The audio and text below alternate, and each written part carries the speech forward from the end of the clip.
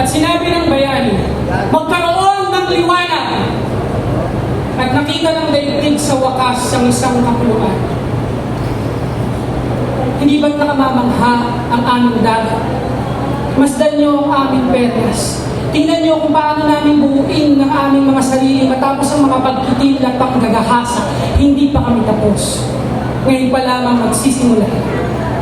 At yumuko ang mga abang na taganayan. Nag-alay sa kanyang paanan ng kanilang ani at mga hayop. At nakita ng bayani na ito ay mabuti.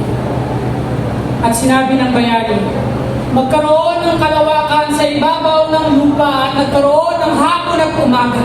Nagbunyi ang mga taganayon, namangha na silaw sa liwanag, sa bulaklak sa kanyang bibig, nag-alay sa kanyang paanan ng kanilang ani at mga hayop, at nakita ng bayani na ito ay mabuti.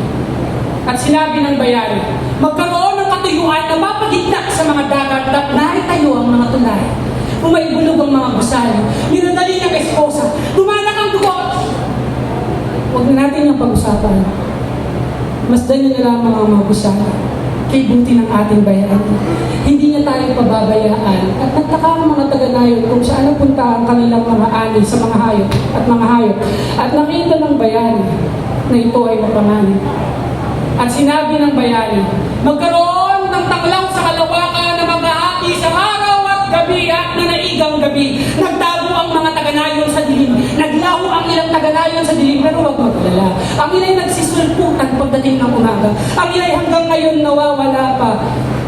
At hinanap ng mga taga-nayon ng kanilang mga nawawalang ani pinakain sa bisita. Hindi lang kayo naabisuhan, pinakain sa mga hayop, hindi na umabot sa kanilang tahanan, pinagpalit sa mga dibuho, sa mga alas, sa mga sapatos, nagpuyos ang mga taga-nayon. At nakita ng bayani na ito ay mapanganib at sinabi ng bayani, magkaroon ng mga isda sa dagat at lumutang ang mga bangkay.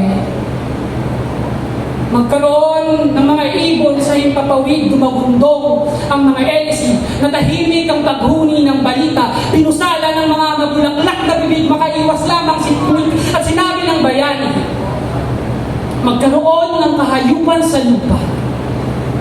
At nagsipagmarcha ang mga uniforme, tumugtog ang mga gatilyo, nagsayaw ang mga taga-nayon, nag-alay ng dugo sa kanyang paanan. Humayo kayo at magpakarami, aming bayani! Sapat na tubang 70,000 nag-aklas ang mga taga-nayon at nakita muli ng daigdig ang isang kapuluan. Hindi ba nakamamangha ang aming tapang? Masdan niyo ang aming kamao. Tingnan niyo kung paano namin buuin ang aming mga sarili matapos ang mga pagkitil at panggagahasa. Hindi pa kami tapos. Ngayon pa lamang magsisimula. At sinabi ng bayani, lalangin ang tao ayon sa aking wanas. At bumangon ng kanyang mga anak. Humayo kayo at magpakarami. Nagsiusbong ang mga tagasunod. Walang simpanganib ang paglima. Walang silupit ang kasaysayan.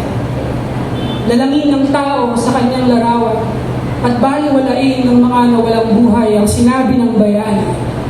Linlangin ang tao sa aking larawan at bumangon ng kanyang bangkay.